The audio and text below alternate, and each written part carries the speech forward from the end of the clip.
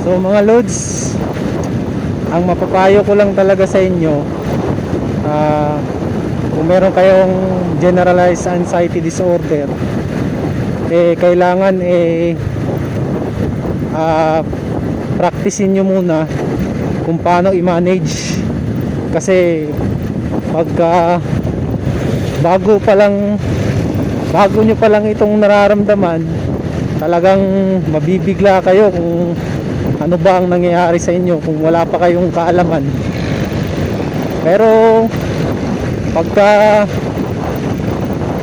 na-adapt nyo na sa isip nyo, unti-unti nyo na itong namamanage.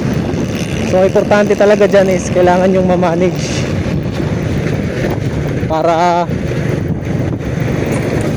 hindi na ganun kalala, or kaya nyo nang i-handle kung sakaling susumpong yung anxiety, ano. So una sa lahat, tips ko lang, kailangan yung harapin yung mga kinakatakutan nyo na mga lugar, bagay o ginagawa. Kailangan nyo itong harapin sa mga psychology o sa mga psychiatrist. Meron silang pinapagawa sa mga ganitong may mental health, no, disorder, katulad ng anxiety. So pwede ring cognitive behavior therapy. Ibig sabihin ng cognitive behavioral therapy, kumbaga, kung ano yung naiisip nyo, kung ano yung maiisip mo, yung emosyon at action, kumbaga thoughts, emotion at saka action. Kung uncertainty yung, kumbaga, tawag nito, kumbaga ayaw nyo yung nararamdaman nyo, kailangan nyo itong tanggapin. Huwag nyong labanan, ano. Kailangan nyo itong tanggapin. Huwag labanan, tanggapin, hayaan, para hindi kayo ma-frustrate. So kailangan hayaan nyo lang siya na sumusumpong sa inyo, yung takot, pagkabalisa, what if atakihin ka sa puso, what if mamamatay ka na. Kailangan nyo yung tanggapin, ano. Kasi once na natanggap nyo yun, unti-unti nang humihina yun. Unti-unting humihina yung anxiety kung hindi nyo pinapansin. Kasi yung anxiety kasi or OCD, hindi yan lalakas kung hindi mo napapansin. So kahit ayaw mo sa nararamdaman mo, magpatuloy ka pa rin. Magpatuloy ka pa rin sa mga ginagawa mo, sa mga importante na ginagawa mo, dahil hindi pwedeng yung anxiety na lang ang magko-control sa'yo. So ganun ang ginawa ko, mga loads, no. Nung nagkaroon ako ng generalized anxiety disorder, hinarap ko yung mga kinakatakutan ko. Kunwari, takot akong magpainit, yung lumabas sa mainit na lugar, ganyan. Hinarap ko yun. Nagpainit ako, takot akong mag-jogging, ganun. Takot akong maglakad-lakad. Talagang hinarap ko yun. Nag-hiking ako, nag-jogging ako, takot akong mag-basketball, baka atakihin sa puso. Kailangan mong gawin yun. Kung ano yung kinakatakutan mo, kailangan mo talagang harapin yun para ma-overcome mo yung anxiety. At pag once nagawa mo na yun, mamamanage mo na yung anxiety hanggang sa hihina na lang ito.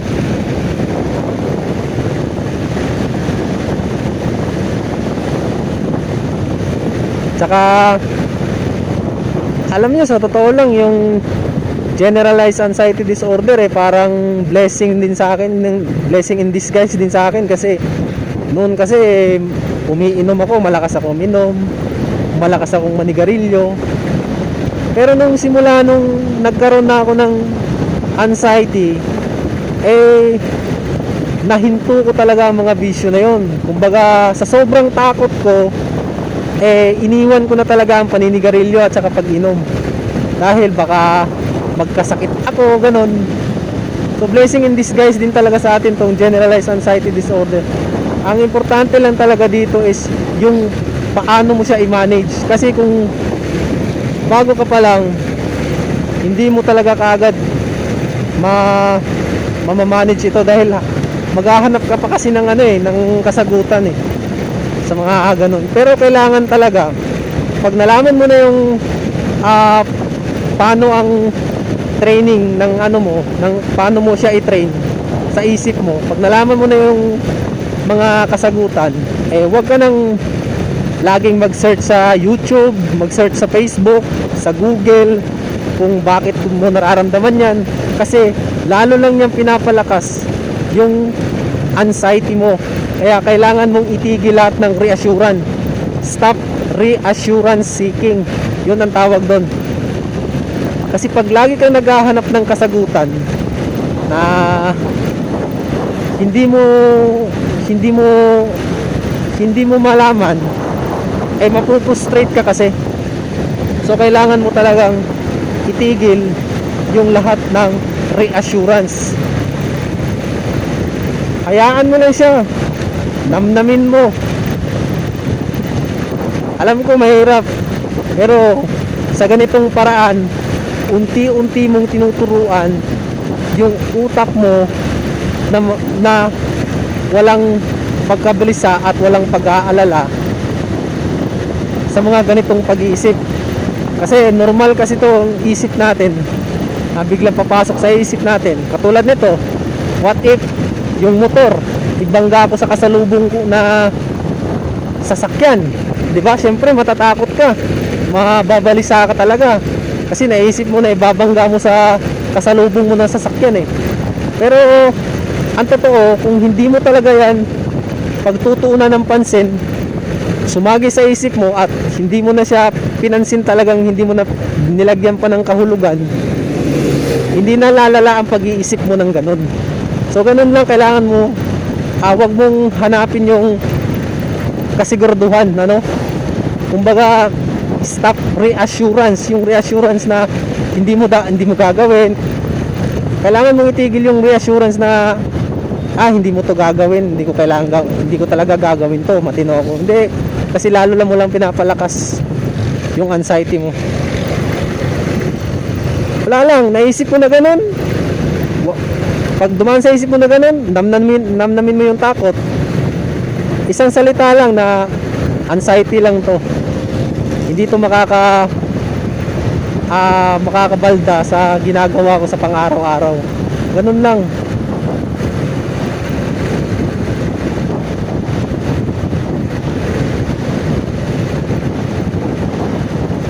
Kasi kung ano yung napagdaanan nyo, talagang napagdaanan ko rin yan lahat. Saksi ko ang langit dyan. Kaya magdasal din kayo. Importante talaga pagdarasal din, i-surrender niyo yung yung isip at puso niyo sa Panginoon para bigyan niya kayo ng lakas. Ganun lang, kasi ang anxiety talaga hindi lahat ng pamilya natin, hindi kasi lahat ng pamilya natin nauunawaan tayo, kasi hindi naman nila kasi yan naiintindihan kung ano yung mga nararamdaman natin. Kaya kailangan mo lang talagang practicein na i-manage mo ang anxiety.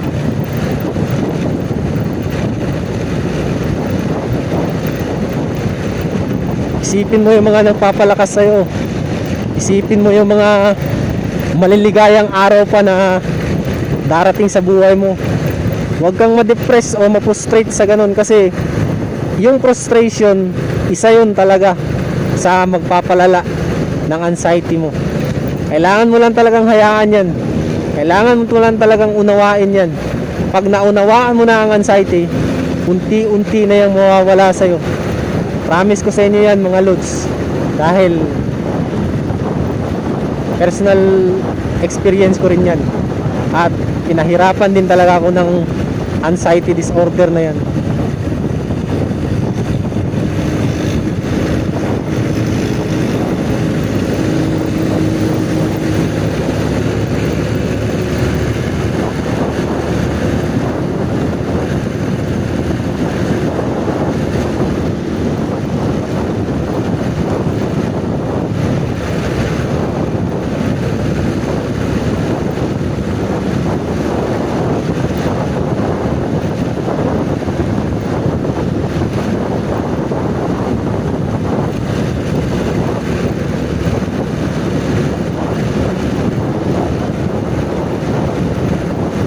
So ganun lang, no, ang tips.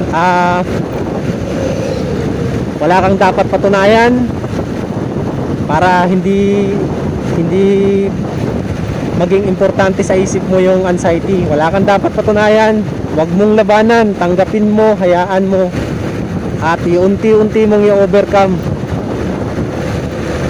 Isipin mo yung mga magagandang nakaraan. Kung ikaw ay may pamilya, may anak, isipin mo yung mga anak mo, asawa mo, para hindi ka ma-depress. Kasi ang nagpapadepress talaga dyan is yung ma-frustrate ka sa bakit mo, kung bakit lagi mo yung naiisip. Kasi normal talaga yun pag naiintindihan mo na. So sana may nakuha kayong idea, sa munting vlogs ko,